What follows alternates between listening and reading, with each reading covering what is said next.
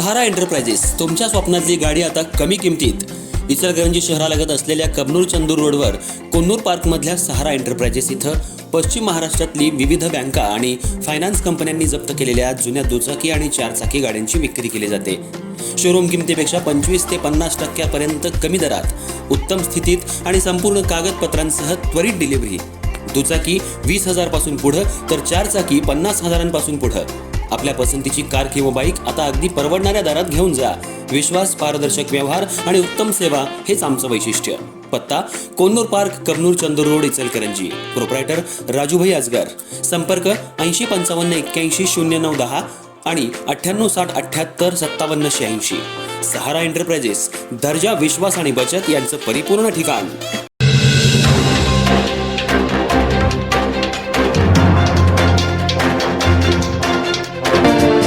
इचलकरंजी शहरालगतच्या कबनूर गोळीबार प्रकरणाचा तपास आता बेकायदेशीर पिस्तूल निर्मिती आणि खरेदी विक्रीच्या साखळीपर्यंत पोहोचलाय. गुन्ह्यात वापरण्यात आलेलं पिस्तूल नेमकं कुठून आलं, त्याची निर्मिती कुणी केली आणि या संपूर्ण साखळीमागं आणखी कुणाचा सहभाग आहे का, याचा तपास शिवाजीनगर पोलीस करतायत.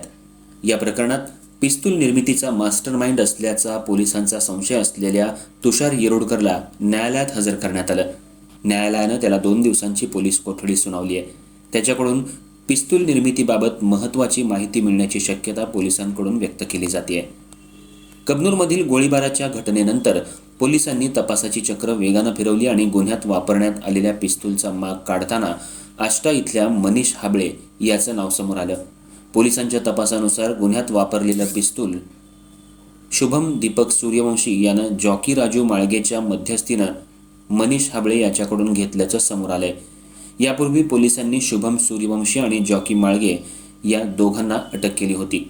शुभमच्या ताब्यातून गुन्ह्यात वापरलेलं पिस्तूल आणि 3 जिवंत राऊंड असा सुमारे 51,500 रुपयांचा मुद्देमाल जप्त करण्यात आला होता.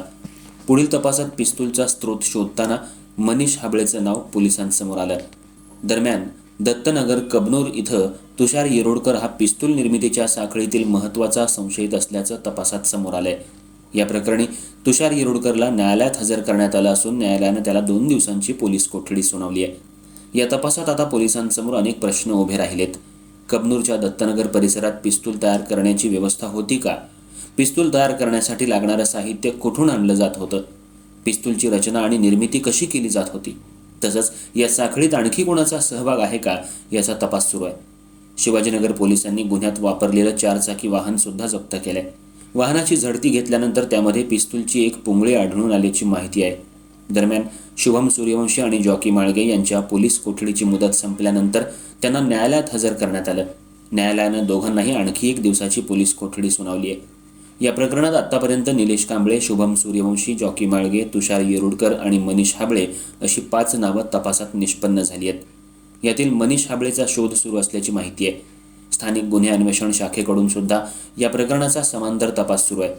तुषार येरोडकर याच्याकडून 1 देशी बनावटीचं पिस्तूल, जिवंत काडतूस, 28 नग रिकामी पुंगळी, 3 नग गन पावडर आणि पिस्तूलचे सुटे भाग असा 74,500 रुपयांचा मुद्देमाल जप्त करण्यात आलाय. या प्रकरणाची व्याप्ती वाढण्याची शक्यता असून या बेकायदेशीर शस्त्रसाखळीशी आणखी कुणी जोडलेल्या आहेत का, त्यांचा शोध पोलीस घेत आहेत. राजकीय किंवा इतर प्रभावशाली व्यक्तींचा काही संबंध आहे का, याबाबतही तपासाच्या माध्यमातूनच वस्तुस्थिती स्पष्ट होणार आहे. कबनूर परिसरात पिस्तूल निर्मितीची साखळी असल्याचा संशय निर्माण झाल्यानं नागरिकांमध्येही चिंता व्यक्त होतीये. गोळीबाराच्या तपासातून आता कथित पिस्तूल फॅक्टरीचा शोध घेण्याचं आव्हान पोलिसांसमोर आहे.